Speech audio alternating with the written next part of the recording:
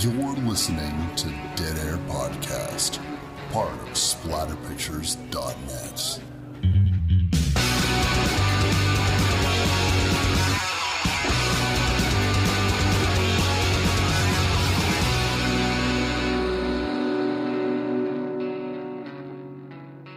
What's up, everybody? Wes, Dead Air Knipe here with always typical Lydia. Today's show, we're going to be doing the 2002 remake classic, The Grudge.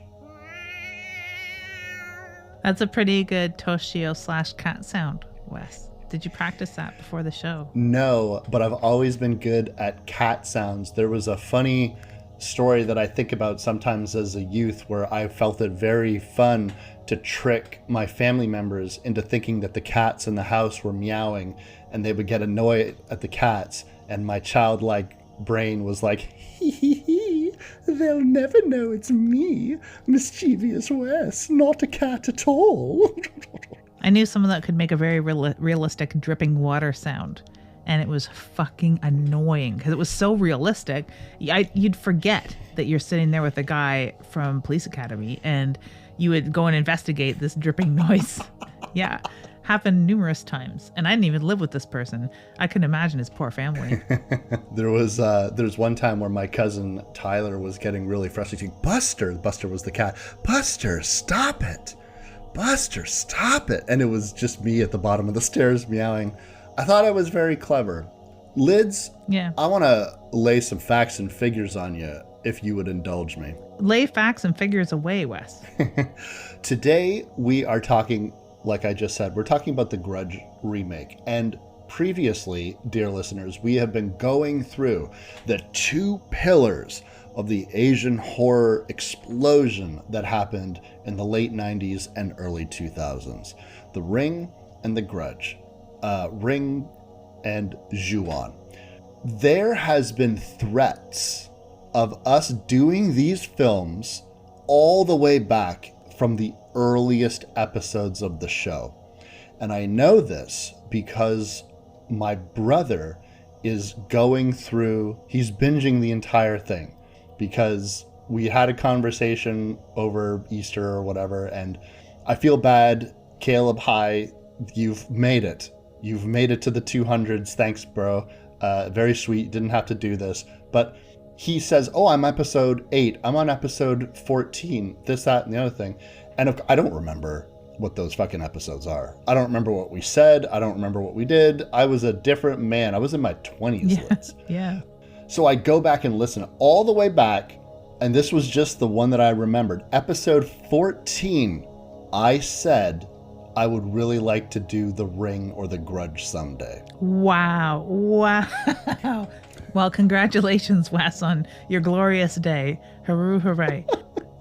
I think it goes back to what I was saying, I think in episode 200 or so, where I was scared to bring it up because I don't know why. You were intimidating. I tried to explain to my brother, because he was talking about some of the awkwardness between us in the early episodes, and I was telling him we didn't fucking know each other all that well. I said I think I met Lydia 2 times before we started doing this show, and I'd been to your house once. So I was just the nervousness you're talking about is not because I don't know how to talk in a microphone. It's because I'm sitting in a room with a woman I don't know very well. Yeah, and like other extenuating circumstances, one of us, if not both of us, might have been tipsy or hungover at the time, or it was super late at night and one of us would be tired, and then we flip-flop to the early mornings where another one of us would be very tired, and just always something, if not like a cat scraping cat poo sounds that would interrupt our flow.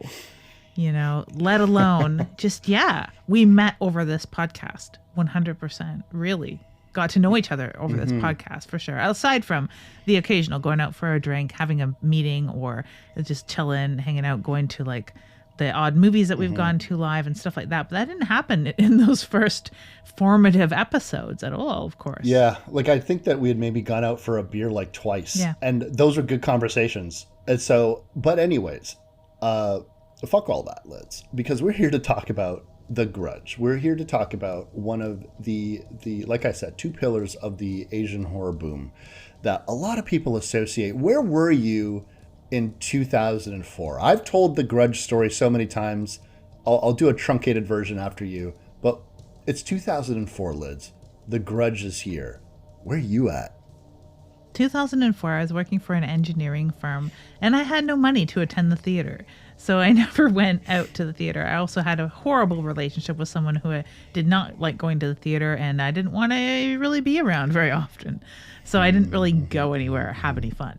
The only horror movies I really watched were with my mother, and this is no exception. This is another film that I had rented, and I believe I rented it on VHS. And that was a conversation Chris and I were trying to have, like, when was that watershed moment when things stopped going to, say, Blockbuster or mom and pop video rental stores? For us, it was Video Fever in Callender Bay, Ontario. And would this have been available on VHS was one of the questions.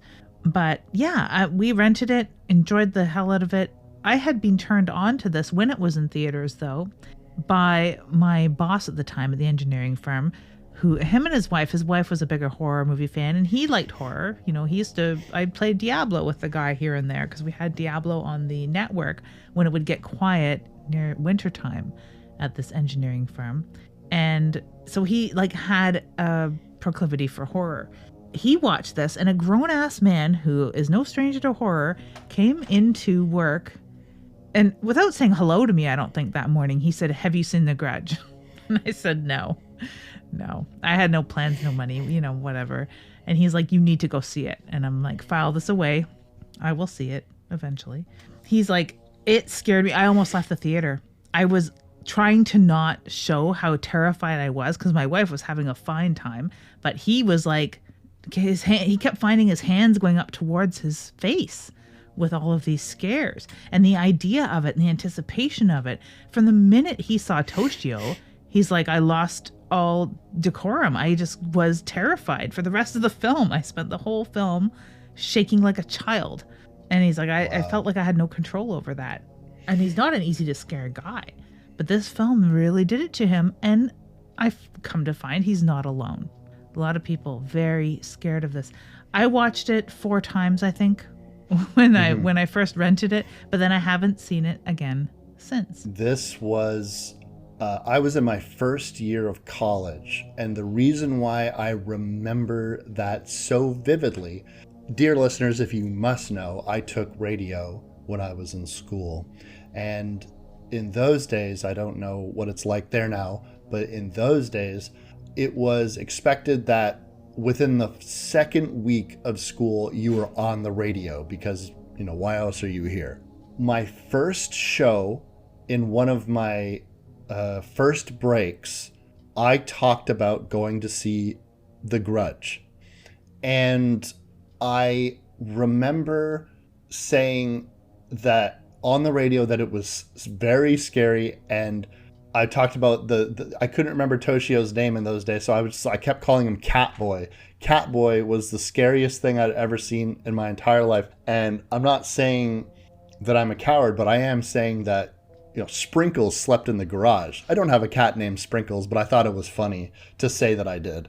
But I couldn't get over. I think that we went to go see it. I went with my girlfriend at the time. I think we went to go see it just because I was like, I'm in radio. I need to be talking about things that are happening right now. So I need to see movies when they come out and this, that, and the other thing.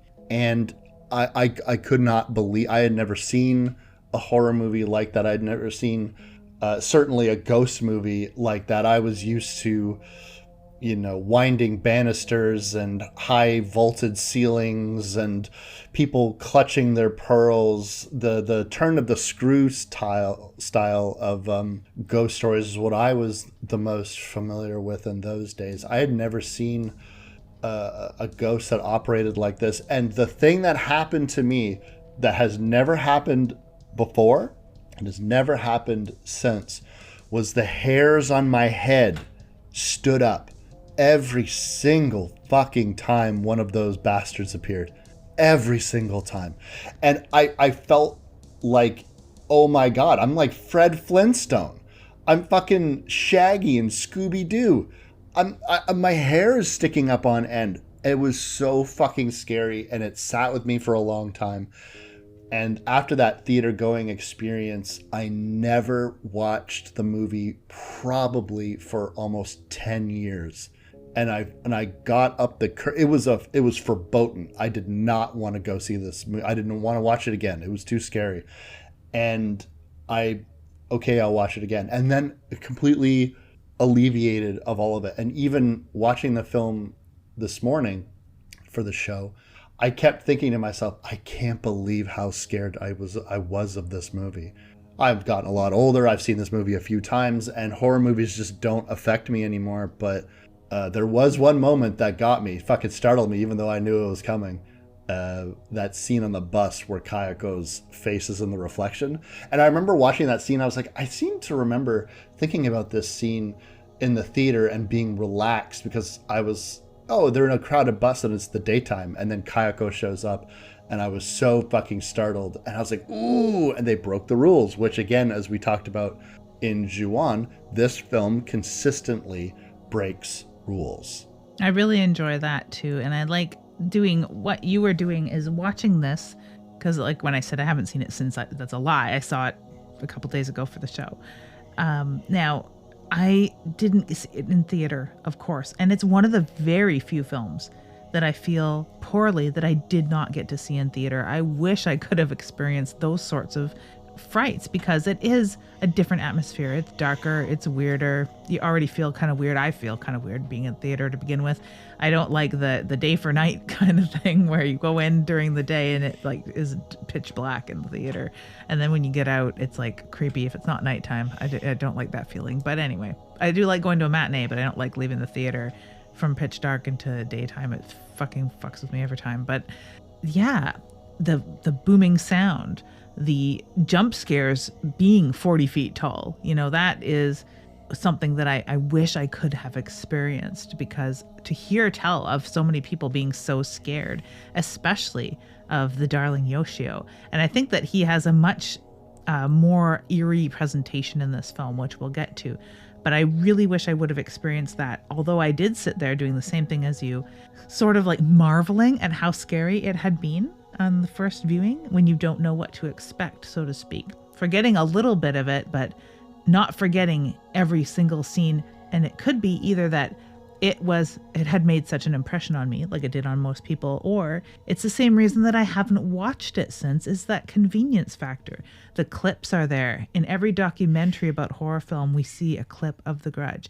In any documentary about modern horror filmmaking or remakes of Asian great horror films, we see clips of The Grudge. You want to talk about things that scared people, you will see a clip of The Grudge. If you want to, you can just type in Grudge clips probably on YouTube and get a whole bunch of them. You see them everywhere. They're used everywhere.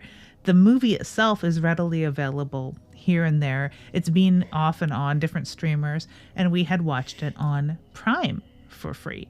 So it's like just kind of always there. So I don't know if it's 100% that it's made such an impression on me where I remembered every single scene, even though I hadn't watched this movie since 2004 or 5.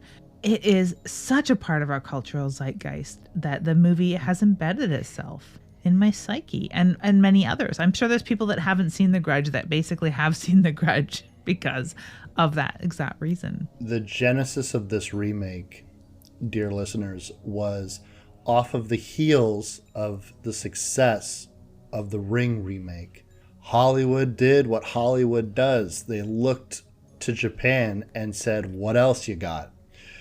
What they had was Takashi Shimizu, who had done Ju-on, and in a rare, unprecedented move, hired him to remake his own film based off of a script that had been adapted off of his original movie. So he got another bite at the apple. He had said the reason why he was interested in doing the project was that it allowed him to smooth out the rough edges, fix some of the errors that he perceived in the storytelling, and then adapt it to a Western audience. I remembered this film a lot differently than I thought I did. And I'm going to explain what that means. So if you were to ask me, what was the primary difference between the English adaptation versus the original Japanese adaptation? One of the things that I would have said incorrectly was that The Grudge is a lot more linear storytelling than the Japanese version. Now, in a sense, it's less confusing because you are dealing with fewer characters. We'll talk about that later. But it's not more linear whatsoever. No. It is constantly jumping back, jumping forward. The timeline is more clear. We are dealing with 3 years from the initial incident. We are also then dealing with the primary incident with Sarah Michelle Gellar. We're following her and the family that she has come to care on. All of those characters, and that is taking place within the span of like a week, it seems.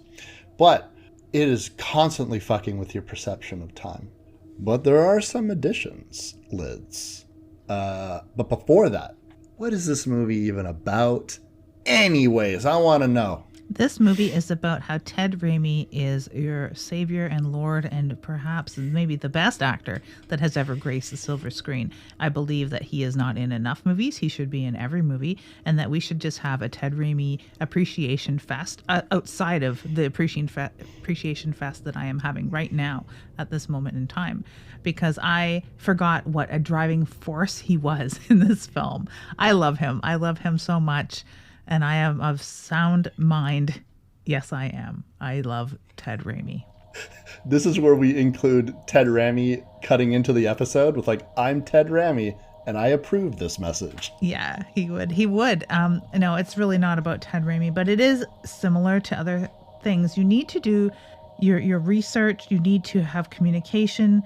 You need to not trust those beyond you and trust your senses and your feelings. When you walk into a work situation that is unsafe and unsound and there's missing people involved, you need to alert authorities immediately. I still will never get over I'm a caregiver. I walk into this situation and try and handle it myself by cleaning up the elderly and cleaning up the area. And even though there's hints that there's something deeper and more wrong going on in this house, and I feel unsettled, and I meet a bloodied, beaten, battered, nearly mute little boy, there's something desperately wrong in this building.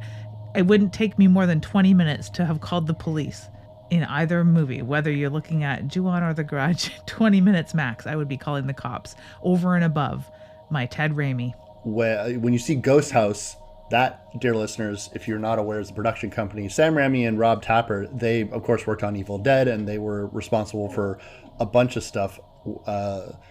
They did this, and, you know, Boogeyman and shit like that. You're going to see either like Lucy Lawless in something. You're going to see one of the Raimi brothers in something when Ghost House does things. You know what's fucked up is it didn't occur to me how strange it was that not only did she find a beaten little boy and didn't call the police immediately, he was taped in a fucking closet. I know. It was like packing tape. It looked like it had been there a while.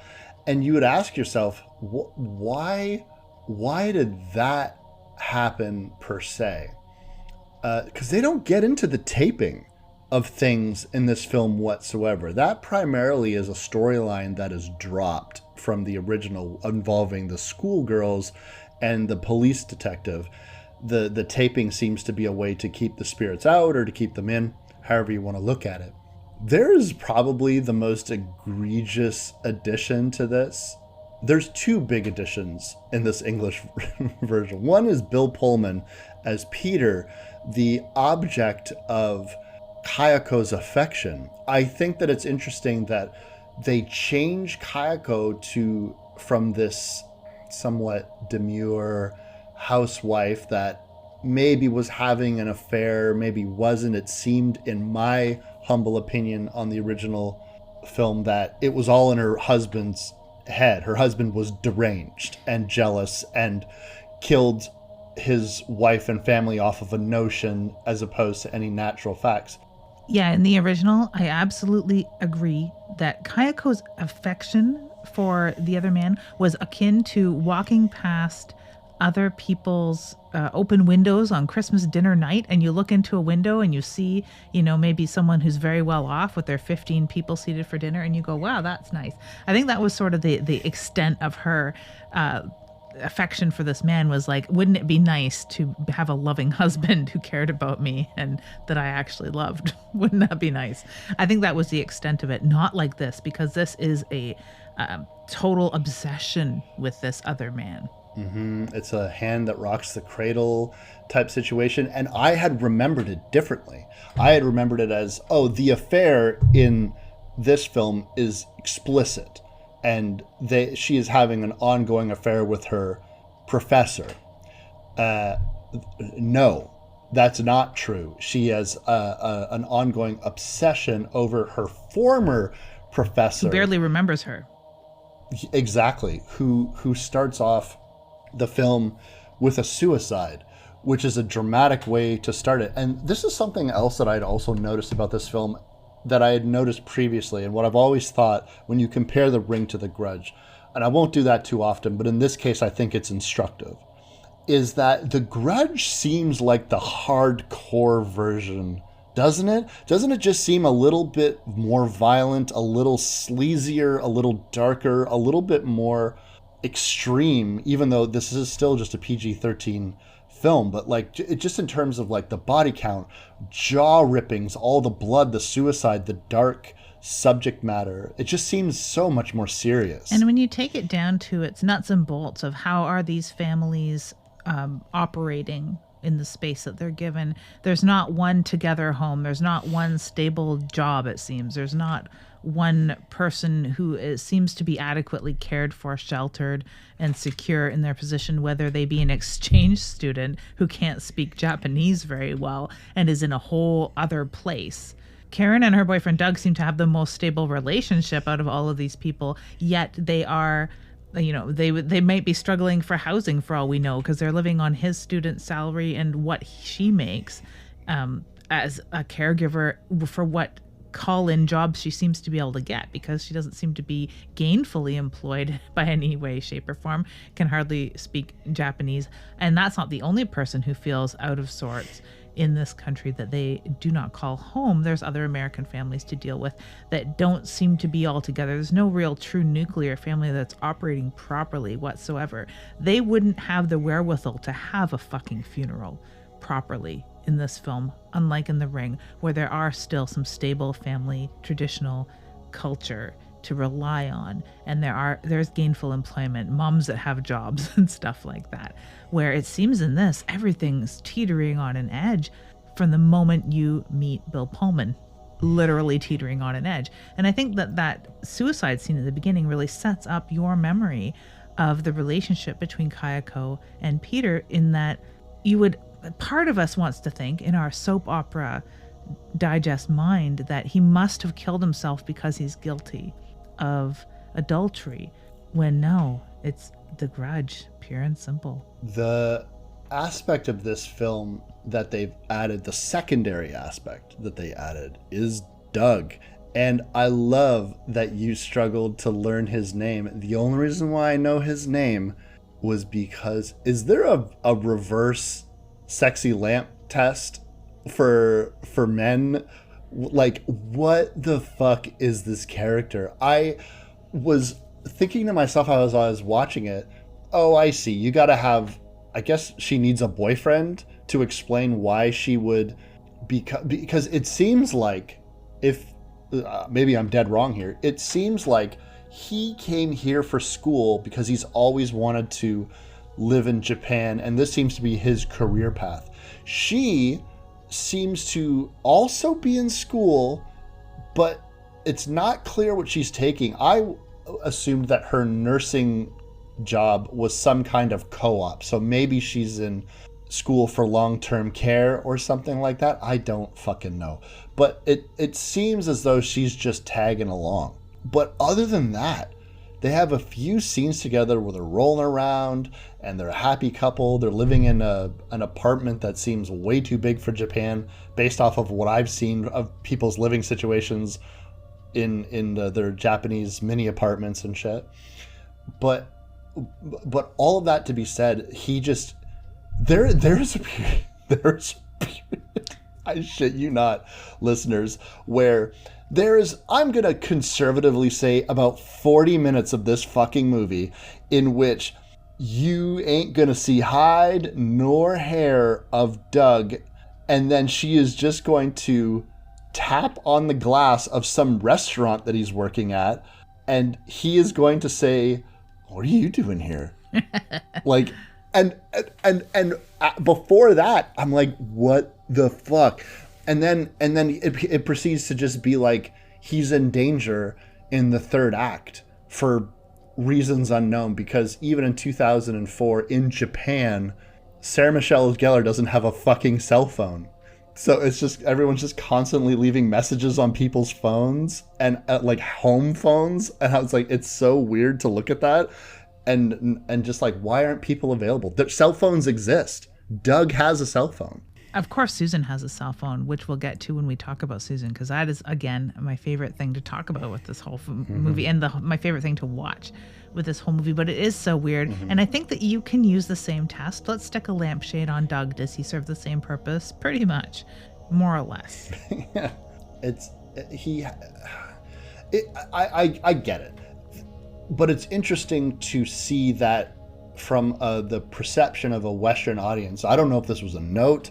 I don't know if Shimizu thought this is what the story lacked in his original idea, but gotta have a boyfriend. She's got to be in a relationship. For what? For why? Like, it doesn't, she's in danger.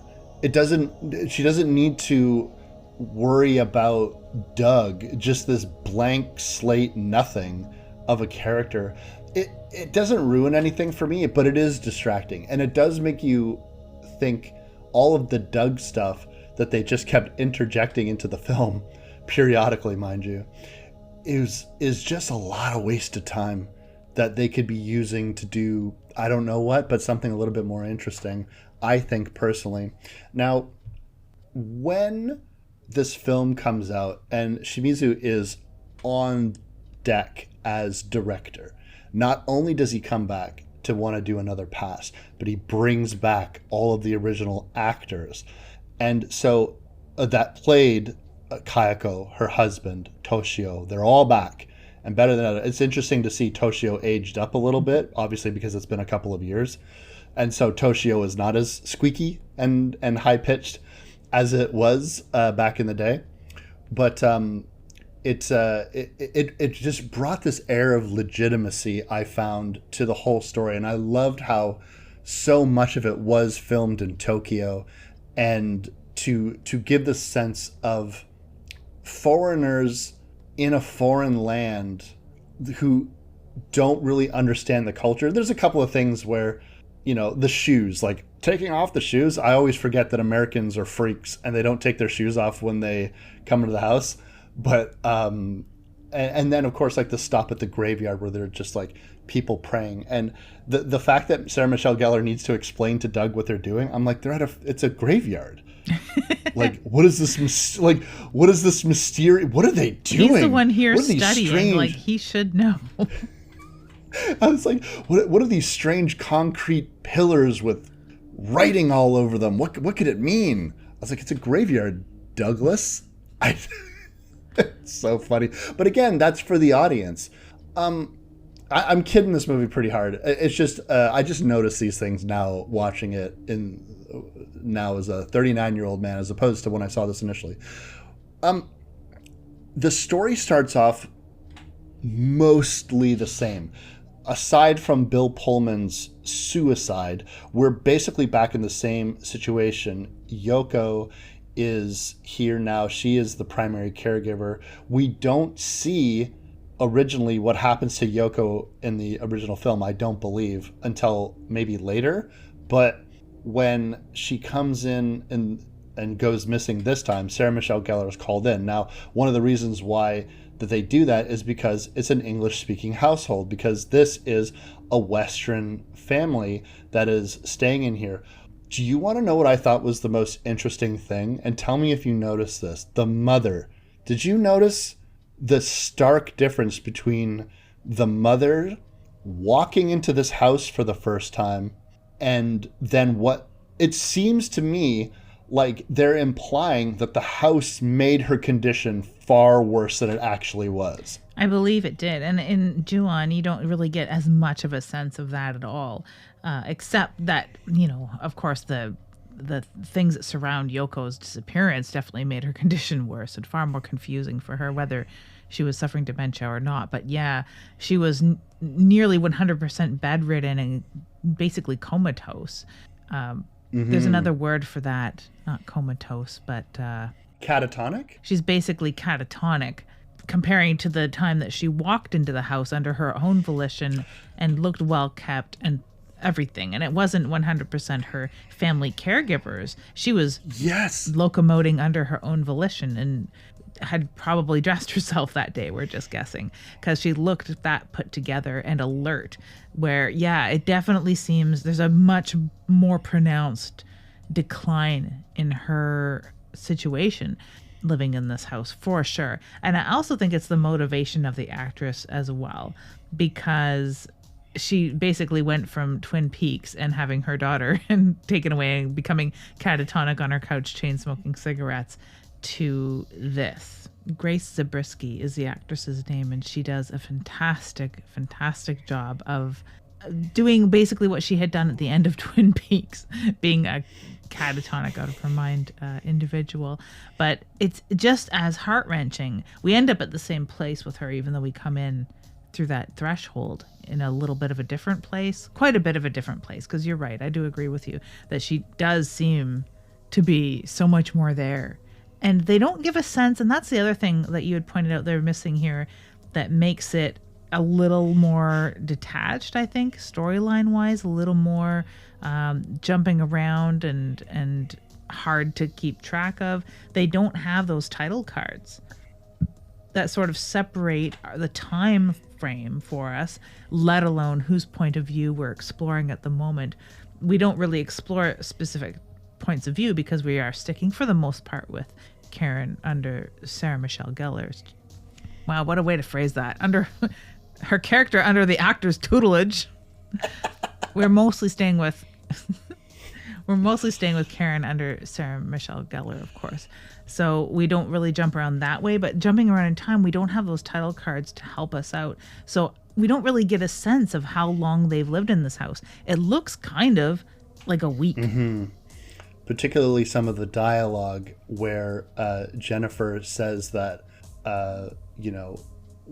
things are still packed up, or we're still looking for stuff. Did you know that I have a family member who married a Japanese man who went and lived in Japan, and I don't know if she's still there now, but her name was actually Jennifer, I think, and she used to have I remember her talking to my grandparents and saying that she was having that type of difficult transition into the culture, because I think they called her, she was quite blonde. I think they called her like yellowhead or something like that, like whatever the Japanese lingo was for that. But she was finding it like quite the culture shock when she lived there. And I couldn't help but think of the same thing when I saw her in the grocery store, and she's just overwhelmed by all of the packaging, and she doesn't read the language and stuff like that. She's there for her husband's job. But I agree with you. I think it's been like 48 hours. I don't think that they've been there that long. I think that maybe it obviously it took some time to close the house. I liked that they made it very crystal clear that the murders in this house occurred 3 years ago. Nobody has lived there since. They have a realtor that shows up and has a scare of his own, again further implying that everybody who enters the house has these experiences. We don't see the realtor die, but we certainly see other characters who enter the house die. And I think that they're very clear in that aspect. So maybe what I was responding to back when I saw this initially was the fact that there was these little hints that made things a little bit more clear, with the exception of the title cards, like you had said. But particularly since when we initially go back in time, the only pillar of continuity that we have is the mother. If not for that character, we were not introduced to anybody else. I really do like that they play with us yet again with having that photo of a family and Toshio in the house, and us kind of knowing that there's no son in this family. It's just husband and wife, his mother, and that's it that's in the house. We know that. And she's meeting up with this young boy who is so much more unsettling. And I think that it's partially because he doesn't have sort of a kabuki sense of being a ghost boy, which would translate so much better to a Japanese audience. He's literally just a beaten boy in this, with far more blood and scrapes and cuts and bandages. There is a palette in this film that I find very interesting. It's fun to watch what the same director and some of the same actors can do when they just have more money. Like, it really comes down to that. Things just look sharper. They look slicker. The budget is very clear while you're watching. It's even the opening sequence, that blood red opening with the CGI and the kanji that flips to the Grudge. I was like, oh man, like what a dramatic, like glossy way to start this movie, and it's very pleasing to look at. I do agree though that Toshio comes off as a lot less innocent and more sinister. It's not a question of this poor boy attached to this grudge. It is this sense of this yet a further extension of this extremely malevolent entity that exists within the house. And you could look at him as the lure of an anglerfish, just letting you know that those teeth are about to close around you. Mm-hmm. Mm-hmm. We seem to get a lot less more involvement from the father as far as the ghost, the quad ghost that is the cat, Toshio Kayako. Mm-hmm. And I forget the guy's name. It's Takeo? Takeo? Kayako? It's a T name. Fuck, I can't remember. And Takeo, who we see the absolute least. We really hardly ever see his face, too, at that in this particular one, where we saw a lot more of him in the original Ju-on. The interesting thing about Susan, the sister, is she doesn't come over for dinner and encounter the husband like menacing and frothing and being clearly possessed by this entity. She's part of the initial let's check out the house. She comes in with them and the realtor, and the next indication that she knows something is wrong is her just leaving a message on their phone wondering where they might be because she hasn't spoken to them yet, which is interesting, and again helps establish that they haven't been there that long. Although I am curious, why is she also in Japan? It's like this entire family just moved to Japan. Mom, sister, brother, wife. The way I'm seeing this is that she lived there first. She's a successful businesswoman, some particular, I don't know what job she does, but she seems to be very settled in there and fine. And he must have found a job maybe through her and come over to have the family together again, because there's maybe not too many years left with their mother, especially with some faculties as her dementia progresses. Maybe they wanted to be together at that point, but I was just assuming that the Susan sister had been there quite some time and was quite established in Japan already. That's what I had guessed. That's a pretty good guess, actually. And as you were describing it, I was just sitting here like, yeah, okay, yeah. This sequence that happens, Susan's death, let me ask you this, because I wasn't sure and I didn't go back and check. Is Kayako as prominent at the beginning in the original Ju-on as she is in this? Like, do we see her coming up the stairs, or is that something that they added to this movie? Do you remember? It's hard to tell because the timeline is so much different. So you could say, yeah, Kayako is way more prominent in the other one because we see her moving around and alive and stuff way more. But I don't believe so. I don't believe so. I think that we have about the same amount of Kayako as a ghost Kayako on screen in either film. I Yeah. really do. It feels like we have less Toshio, but we are also missing a few scenes of Kayako. So perhaps we have a little less of her in this one It's because we don't have her hovering Yeah. over people as much. We have more of her face, but less of her shadowy body. Unlike this scene, of course, where we get about the same amount, to the point that I would almost think that they just took the surveillance footage from the original film and used it again in this film because it is so similar and about the same duration. But yeah, I really did like this, and I was worried that they would leave out some of those incidental deaths because we don't see the realtor die. We want to, but we don't.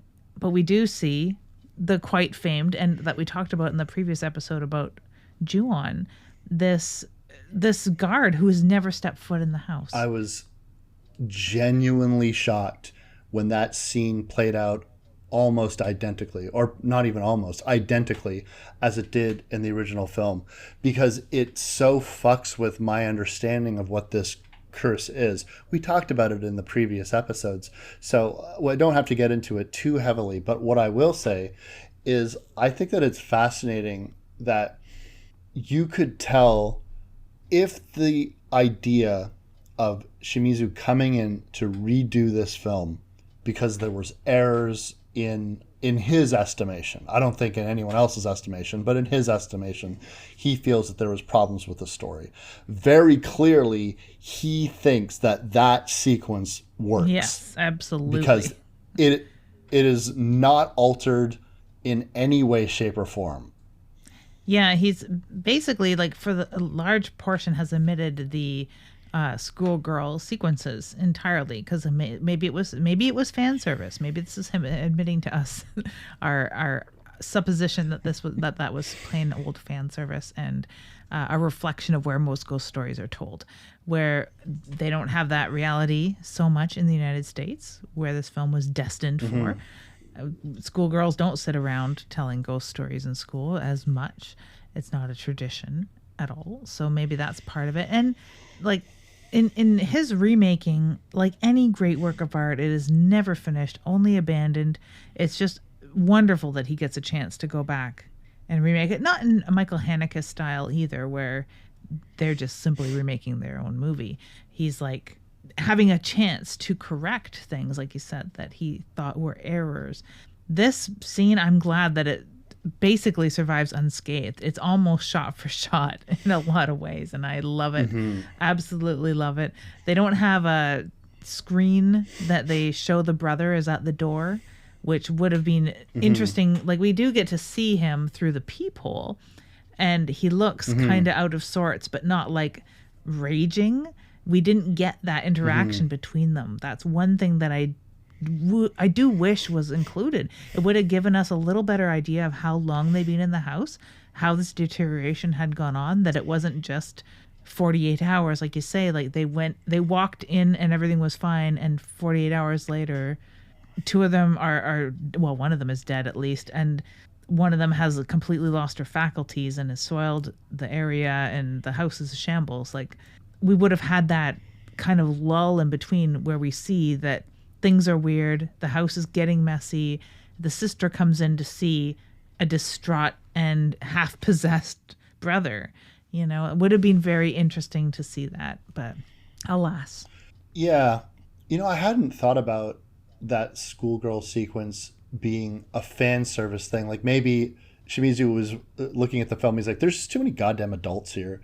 We need something for the kids to watch, like young people to relate to on screen. So let's just do a sequence in which we have some teenagers doing some stuff, so to keep their interest.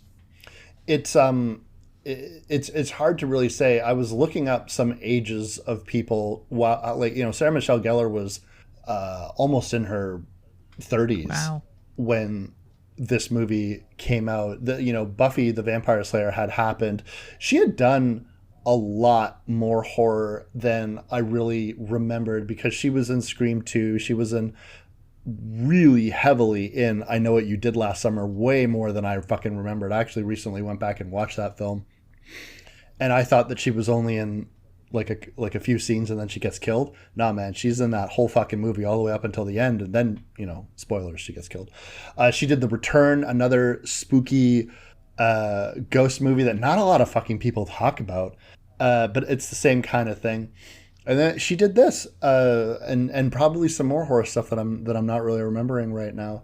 But I definitely know that my girlfriend at the time really wanted to go see this movie because they were a fan of Sarah Michelle Gellar, and she just was that it girl that could get people into the theaters. When it comes to the later half of this movie, that's when there's some pretty stark differences because of a couple of reasons. One, as we'd mentioned, the schoolgirl stuff is not in it. Two, Sarah Michelle Gellar doesn't have a sister in this film that we know of. She's got a boyfriend. Thirdly, we also have Ted Raimi, who has a much larger role than the original administrator. And this is where they incorporate another aspect of the short films, the jaw-ripping scene, which I really liked. And this is, if anyone were to ask me what the standout sequence, first of all, pretty crazy for PG-13. I don't know how you think about that, but we literally see a girl, there's got to be a technical term for your lower jaw being ripped off, demandibled or something like that. A lower mandible excision. And we see a tongue flopping around. Ted Raimi gets to do his most Ted Raimi-esque scream. I love, no matter what role he's doing, the second you have to get him to scream in terror, you're like, oh, there he is.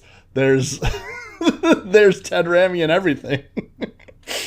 I kid because I love. It's true. It's true. And we don't see him folded up like a suitcase in a drawer. Eventually we just assume that he dies and shit like that. But, well, we don't assume. Sarah Michelle Gellar gets told off camera. There's also police action. Lids, don't you worry. Don't you fret. The fuzz is in on this. They're looking for suspects, but there's way less cops. In fact, there's only really one detective. He's got some other detectives around him that have maybe like one or two lines, but there's one lead guy that knows everything, including the story about what had happened. And then not only is that aspect different, but Sarah Michelle Gellar is going to do some sleuthing. But don't worry, she's not going to get into the microfiche. She's just going to Google it or Yahoo it, I suppose. She's going to Yahoo it because that would be popular, and that wouldn't even be what would be used so much in Japan. Maybe there's yahoo.jp. But yeah, in the version that we were watching last night, there was no subtitles for the interactions between the detective and his lackey. So I had no idea what the detective was saying to other cops. And luckily there was only, like you said, one cop really, and his lackey. Mm-hmm. And he only has a few hallway conversations that you can guess what they're saying, because we've seen enough cop shows and we have seen this film before and other films. We know what they're talking about. But I was so disappointed because even if you turn on the subtitles, it only has subtitles for the English. It doesn't have any subtitles for any of the Japanese. Luckily, through watching enough anime in my time, we know the functional Japanese that the mother or the wife or the Sarah Michelle Gellar is speaking when they're encountering public and trying to get directions and things like that. We can sort of understand that.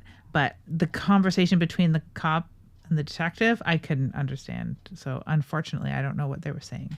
So what they're saying, I was watching my old school DVD, which has this weird thing. It won't pick up on camera, and this is an audio medium, so I'm sorry, listeners, but there's this weird thing where the label is all like rippled. It looks like the DVD got wet or something. It's really strange.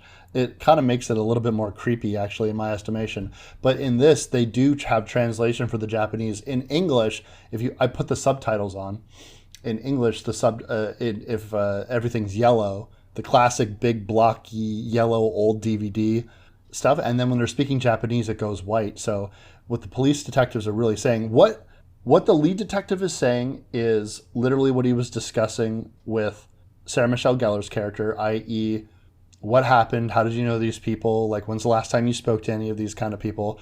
And then the secondary detective, essentially what his job is to say, this person's missing, we can't get a hold of this person, there's no evidence that there's like, it's basically just like telling the cop what we, the audience, already knows. Everybody that goes into this house is dead, and anyone that is connected with either it be Susan hasn't shown up for work. We went to her apartment. The door was the one thing that he mentioned that might be a little interesting is the detective had noted that the chain lock on the inside of her apartment was drawn, which indicated that somebody, she got home, she locked her door with the chain lock, but is just gone. So that's sort of like the eerie.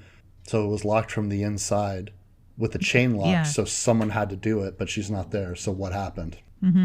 Like you said, the things that we do know and things that did happen in the original that were just backed up, which is, again, like from the tone of their voices and what they're saying and the eye movement between them, you can sort of discern what they're talking about. Well, they say a good percentage of communication is nonverbal, but Sarah Michelle Gellar is going to do some sleuthing because, Lids, I don't know if you knew this, but like a suicide in Japan is right on the front page of the Variety, along with a triple homicide that happened, and then days later, the same two stories of two different incidences on 2 different days run on the front page, right underneath each other. And Sarah Michelle Gellar is like, wait a second, Peter committed suicide. Maybe this has something to do with it. And she finds Peter's wife, who's still living in Japan. What is the motivation of Peter's wife? Did we catch her just before she went and did a stint as a streetwalker? Is this what she's doing to make ends meet now? Because she looks awkward. What do you say about this scene, man? I'm just going to go out and say it. This is easily the worst scene in the entire film. And here's why I don't like it. 1, Sarah Michelle Gellar shows up to this woman's house completely unannounced and says, I want to talk to you about Peter. Yeah. We don't see that conversation.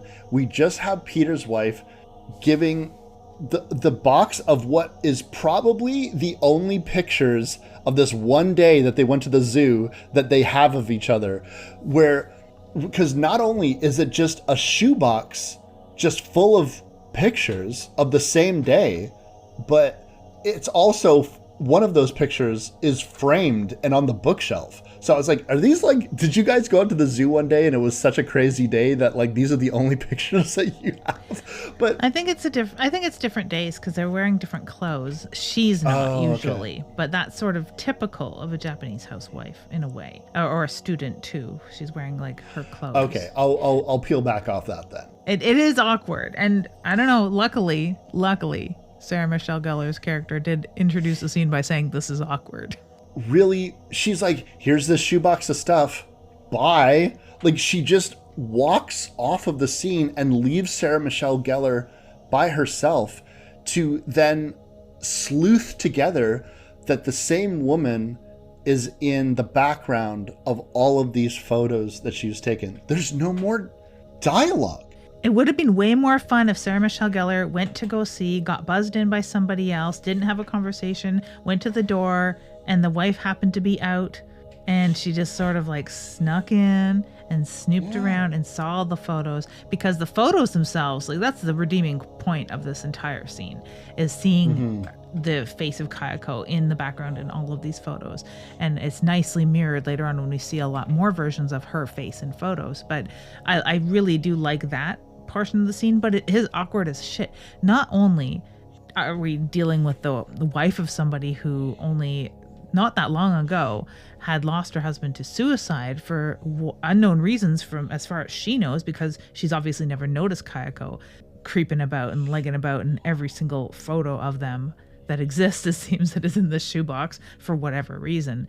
She is dressed very awkwardly with weird cakey makeup and weird cakey 2 red lipstick and a party dress, and her hair is teased. Where we see her earlier in the film at the very beginning, she looks like a fairly well put together, pastel colored, demure, calm person. Yeah, she looks like she is about to go out for a night on the town at 11 o'clock in the afternoon. I do not get the vibe of this whatsoever. And again, if you needed to, there's just a lot of wild leaps of faith here and it doesn't work for me. First of all, I can't stress this enough. Sarah Michelle Gellar is not a detective. She's not a journalist. She's not anything. Why she thinks that she needs to be the one so she makes this humongous logic leap that 2 unrelated stories on the same page of the newspaper connect these people. Then she makes this wild fucking leap that she's squinting at a paper, and some of those photos are pretty blurry, and she's like, no, that's definitely the same woman in all the backgrounds. But she also makes this entire leap about the fact that something supernatural is going on in the house. I know that she has seen some things for herself, but just and I just wish that there was a little bit more of the Rachel character in The Ring is a journalist. So it makes sense that her brain is wired to think that way. She knows how to follow clues, to follow a story, to get where she needs to go. Sarah Michelle Gellar is a person who barely speaks any Japanese, wandering around here aimlessly. And again, she's just doing this all on her own. I don't know. I just find it not as well done. I understand that in a ghost story, you need to have this sleuthing aspect to figure out what is actually happening. But I just find it so hard to buy into the fact that she's able to do that. I don't know. Maybe I'm being overly critical, but... No, I totally agree with that. And if they would have made some changes to her character, and I think that it to go back and rewrite time, make her be English as a second language teacher that's there alone, doesn't need to have a boyfriend or even her sister really, and is investigating perhaps because she thinks that Toshio could have been, was maybe the same age as a student of hers or something, and she's got this sort of vested interest as a sort of proto-caregiver of children, perhaps. That would have helped smooth all that over, but no. Instead, we have Doug and this 80s retro night kind of wife that has been left over from the suicide of Peter. The detective, meanwhile, just is getting exposed to a lot of supernatural stuff. Now, it's easy to forget that he also has been in the house. Sarah Michelle Gellar will remind us of that fact, of course, but he views the camera tape by the way, by himself, or as opposed to multiple detectives viewing this stuff at different times. It seems like he really is on a one-man mission. He's also aware of the murder that happened. He also discusses the fact that 3 friends of his on the force were investigating this murder 3 years previously. 2 of them were killed under mysterious circumstances.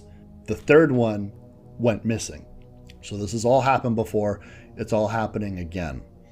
I love that at the end of the day, his conclusion is just gas cans, and a lot of them. Gas cans, burn the fucker down. That is the same point that we got to with the original film as well, with a little more of a reason though. We saw that this man had been tortured, and he continued to be afterward, and that was a whole thread to do with his daughter, which is cut from this film. So we don't really have that same sort of emotional reaction to this burning the house down. It's sort of like, this is creating too much paperwork for me. I'm tired of speaking English to this gaijin. I will burn this house down and that will fix it. That's sort of the feeling I get, more so than this house is a curse and it's killing people and I'm going mad and I need to cleanse myself in the world of this scourge. And I don't know if that's really his motivation. The first time that I saw this film, I remember getting really frustrated at the house burning scene, or the attempt, because here is a man entering with 2 gas cans. He is here to destroy the house. And you understand almost from the jump that this is just like in the original Ju-on. This detective very much believes and understands that there is something supernatural going on in this house, something that is not right. And he goes there to burn it down. But he will stop in the middle of his doings because he hears childlike laughter and sounds coming from another room. And he then is fooled 100% by Toshio lying face down into the water. Obviously, what's happened here is his senses have been lost to him because he's now just reacting as an adult. There's a child in danger, and all of what you understand is gone out the window because of what you're seeing. I get that. But I remember being so frustrated because I know I'm watching a horror movie and I'm just like, burn the house down, please, for the love of God. Just, even if you're just kicking that down, kick the gas cans over, drop your fucking match, get the hell out of the house. I mean, you're screwed anyway, but maybe not if you burn it down. Who knows? Yeah, that's what you went there to do. And you have an idea that it's going to do anything it can to stop you. This is what it's doing. We know you know this. The most disorienting thing that I love this shot is we see the arm and hand of a man grab the detective and hold him under the water. And then we see from the perspective of underneath the water, we're looking up and we're seeing this man rippled by the distorted water. We know it's not obviously Toshio. We know it's obviously not Kayako, but we don't know who this man is. Well, I mean, if you're paying attention to the news strip, then you could maybe recognize him, but it's hard. And he also doesn't look dead. He's not like Kayako, who is chalk white, Toshio, who changes from chalk white to a flesh-colored boy. So I remember when I was initially watching this movie in the theaters, I do remember being very confused. I was like, who's this guy? What's this all about? Yeah, I guess that would be confusing. I don't remember my initial reaction to that at all. I really don't. I do remember being vaguely confused watching this the first time. I think that's why I watched it several times in a row, to sort of piece together the story. It's like watching Memento for the first time. You kind of want to at least watch it one more time to really, really get it. So yeah, it is very confusing. And you would think at this point, you're kind of shaken between, is this really happening or not? You're faced with the reality that the mother that had lived there had dementia, and she was somewhat catatonic. She had lethargy. So there's one thing in the reality that is having the characters behave a certain way, and there are supernatural reasons for them behaving in those exact same ways as well. So now, is this a living man who's decided to perpetuate the haunting by killing people that go in there? That's a valid explanation for him. That's the Scooby-Doo ending. Yeah, up until this point, it definitely is. You know what I appreciate the most about this film now as I'm watching it, or as I was watching it? After going so hard against the Ring remake for spelling things out to us the way that it did, I did enjoy the fact that they, at the very least, there was some more explanations and more dealing a lot with a stranger in a strange land narrative, because you would do that because you have a bunch of American people who are now living in Japan. So it's natural to want to show the culture shock and shit like that. But for the most part, they have a very steady hand with not over explaining things in a way that it felt as though in The Ring, they just kept looking at us every 5 minutes and being like, you got that, idiot? And then they turn back to they go back to the scene. This seemed a little bit more subtle. I think that the sequence in which Sarah Michelle Gellar gets to the house, again, this idea that Doug can't find her. Remember Doug, guys? He's here. Doug can't find her. She comes home and he leaves a message on her answering machine that says, I can't find you. Did you go to that house? I'm going to go to the house. Like, so now Doug's in danger, and we have Sarah Michelle Gellar running to the house now together. And this is where in the original film, we had, okay, Kayako's memories have been implanted into you. You are now Kayako. Whereas this sequence seems to just be, you're back in time. Because Bill Pullman's character, we're going to see in a flashback, gets a letter, a mysterious letter, and one of his fellow professors sort of teases him a little bit. And he says, I don't even know who this is. Like, I don't remember this person. But he then, instead of ignoring the letter, although you could probably presume maybe there's been a lot of letters because they've talked as if there was. Yeah, he shows like a pile of them in his locker. So he goes to the address, which first I'd be like, dude, that's a bad idea. Like, even if like she is alive, this is going to be like Hand That Rocks the Cradle type thing. Like, you ain't getting out of there. Don't go to this person's house. And so what happens is they combine Sarah Michelle, like if Sarah Michelle Gellar had a sister, they've combined the scene with her sister going to the house and discovering Toshio. Then they combine that with Sarah Michelle Gellar's flashback, because Bill Pullman, obviously, by the time this story is happening, has been dead for 3 years. It's laid out in a way that I found both jarring, a little disorienting.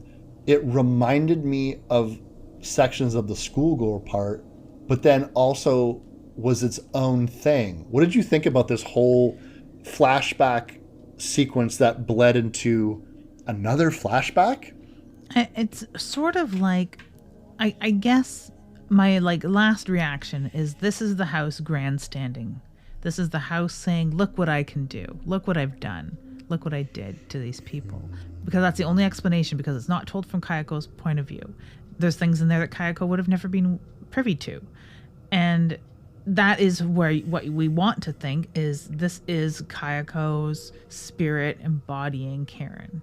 And it's not, because there's things in there that Kayako could have never seen.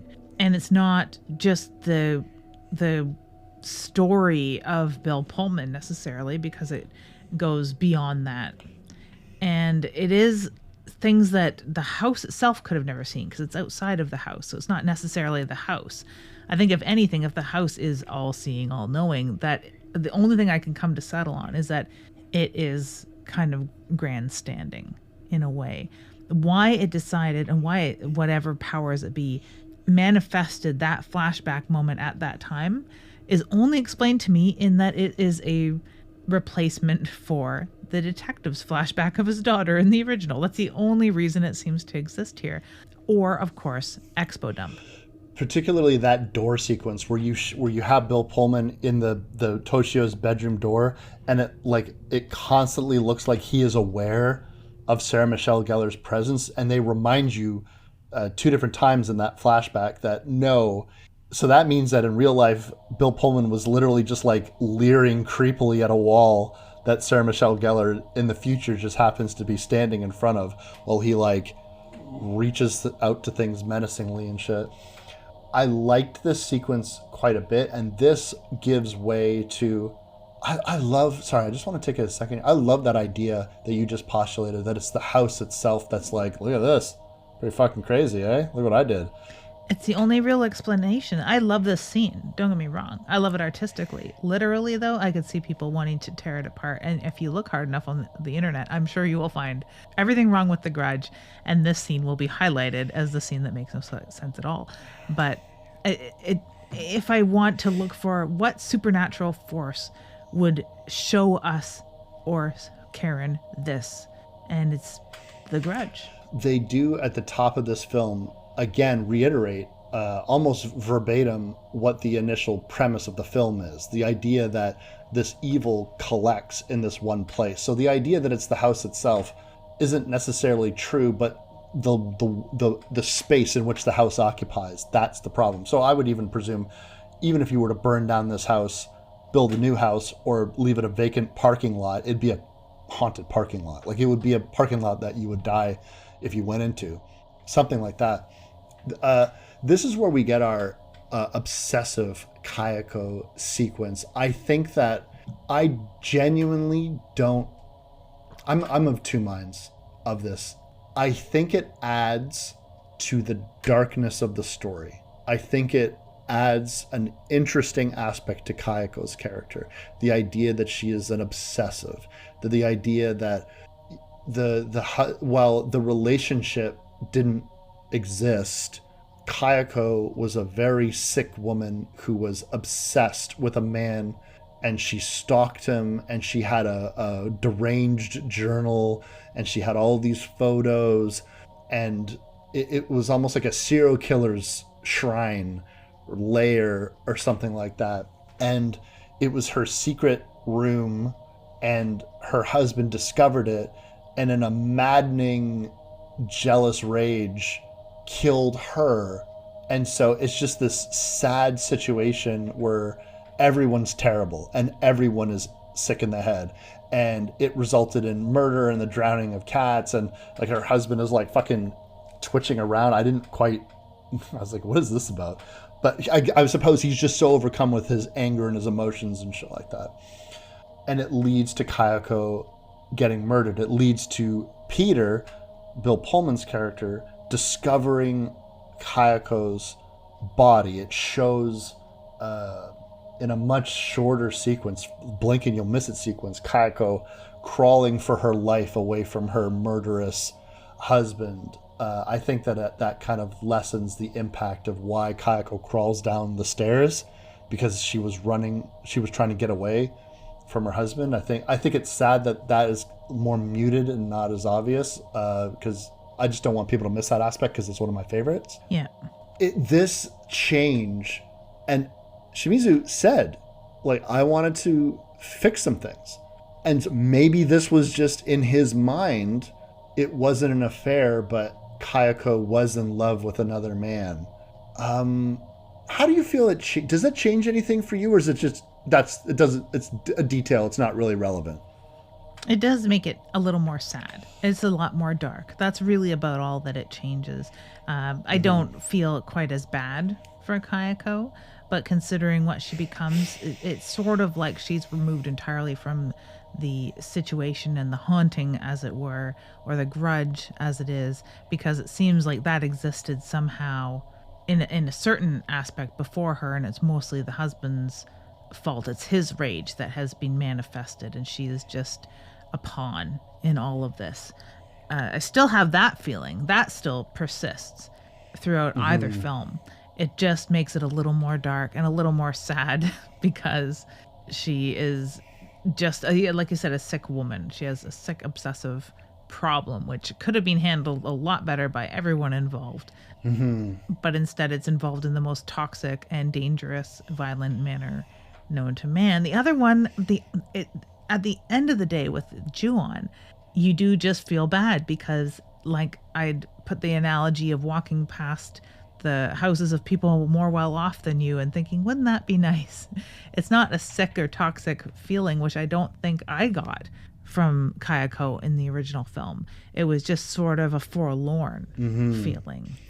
I think what I like the most is in Ju-on, I like things just being a little bit more ambiguous.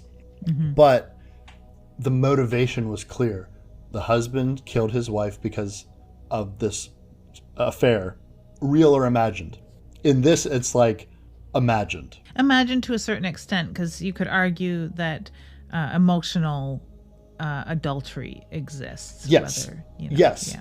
Yes. What I was going to say was like imagined, but like that still a lack of faithfulness, and a sick, sad situation that erupted into this hideous, evil spot, nestled in the quiet suburbs of Tokyo. So Doug dies. Does anyone care?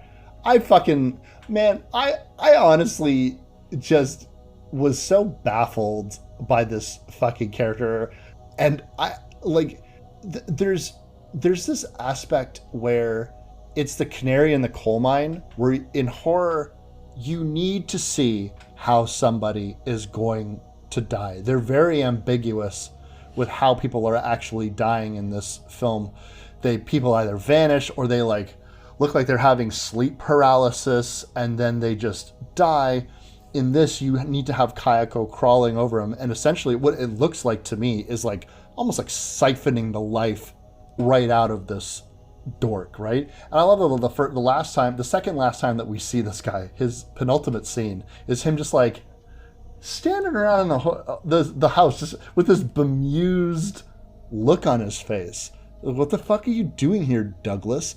And the next time we see him, it looks like he got his ass kicked, and he's like, oh, and then he just drops dead. And then once he's dead, we just see, and the house is going up in flames, and Kayako makes it towards Sarah Michelle Gellar. I get it. We just wanted to see Doug die so Sarah Michelle Gellar could see what's going to happen to her, in theory.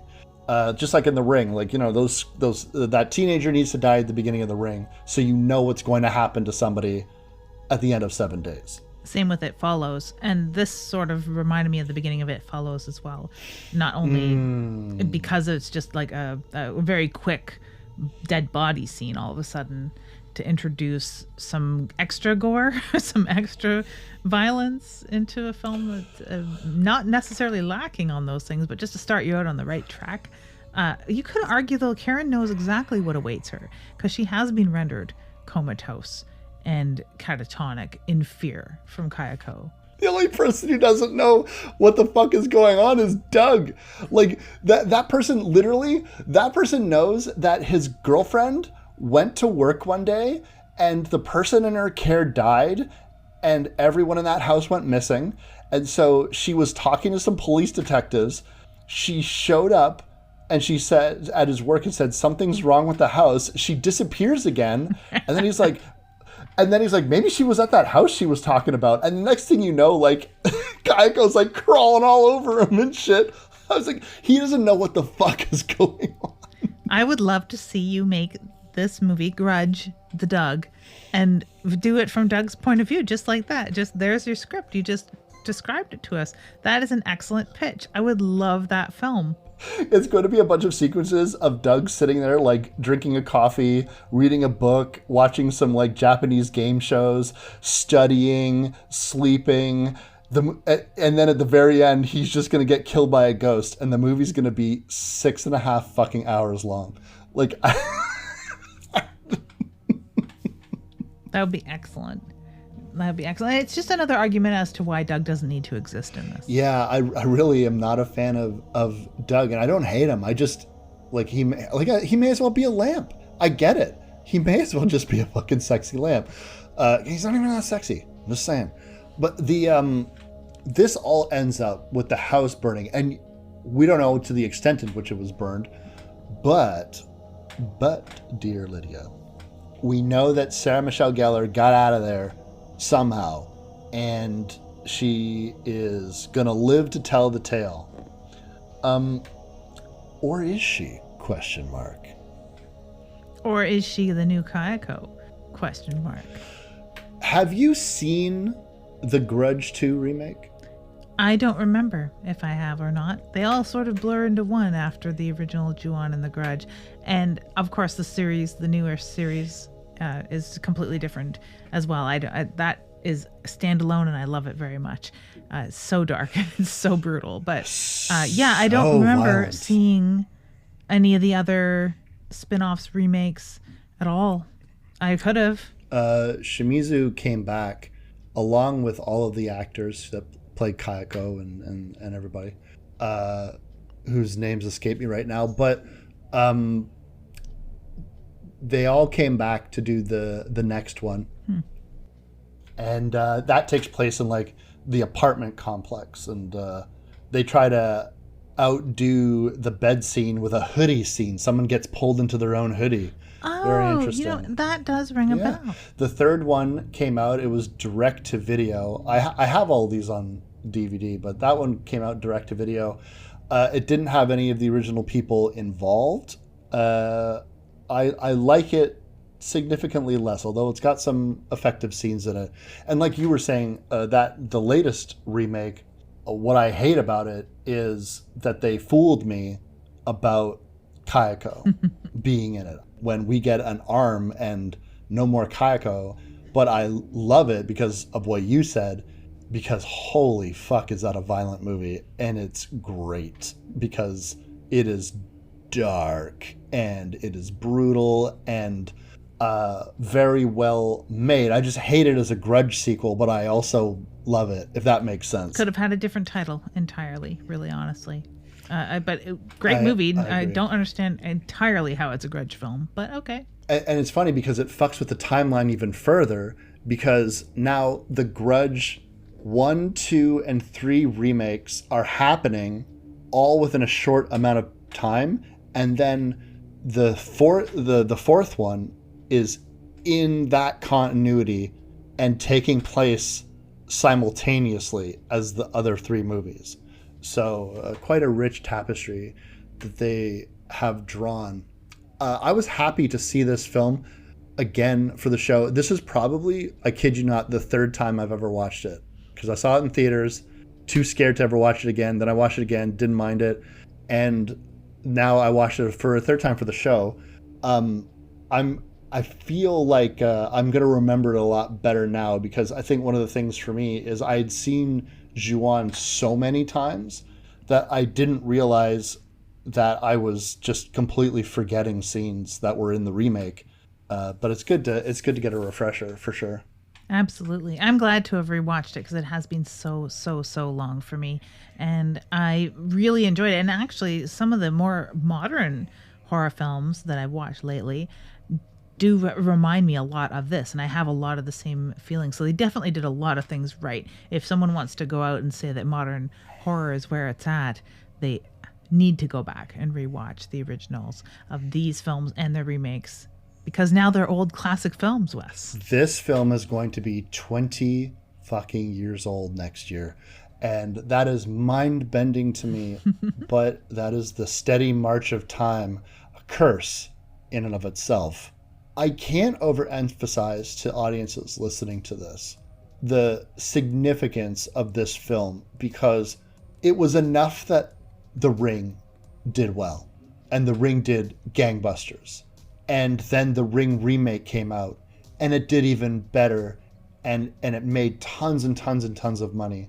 Hollywood will take a chance once, but they don't like it if it's not a sure thing. So they said, what else you got? And the next big thing to hit is The Grudge.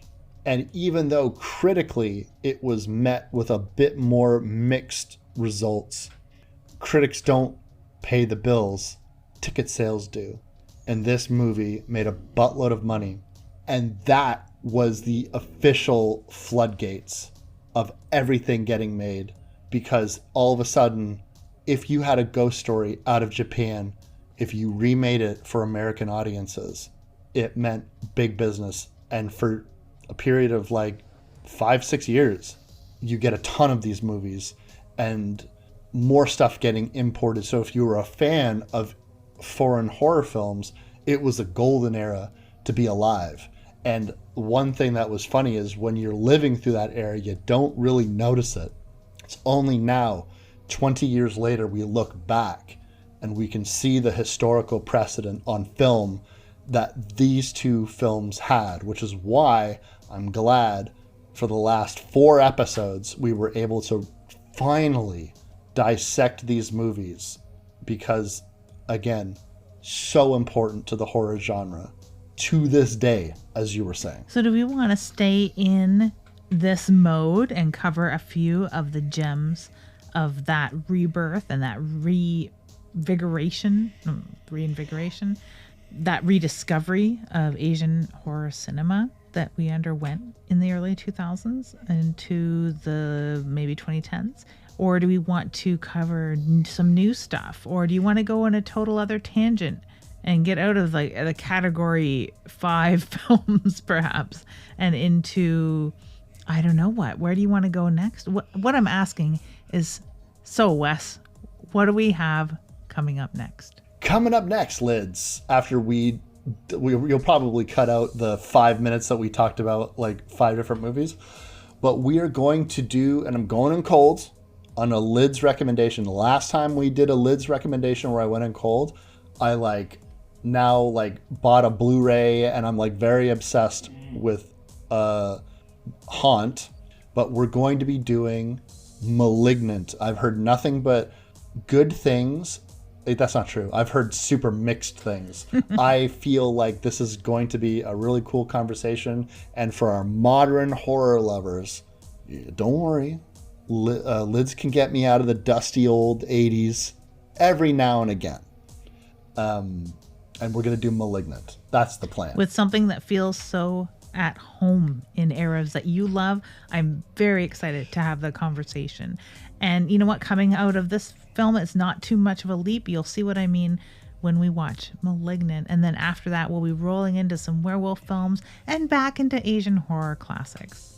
That sounds like a recipe for the anti-Grudge. It's like, I suppose it's just a house where everything's okay.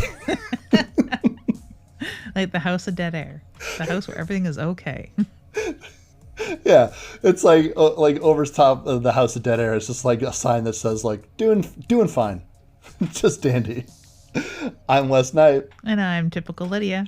and you've been listening to Dead Air.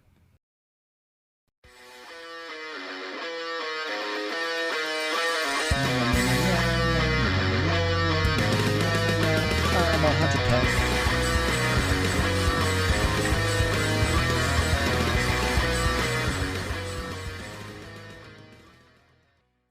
If you like this show, you can find more episodes and other content on splatterpictures.net, Spotify, Stitcher, or wherever you download your podcasts. You can also find us on TikTok, Twitter, and Instagram. The show is edited by Lydia Peaver and hosted by Lydia Peaver and me, Wes Knight. We'll see you next time.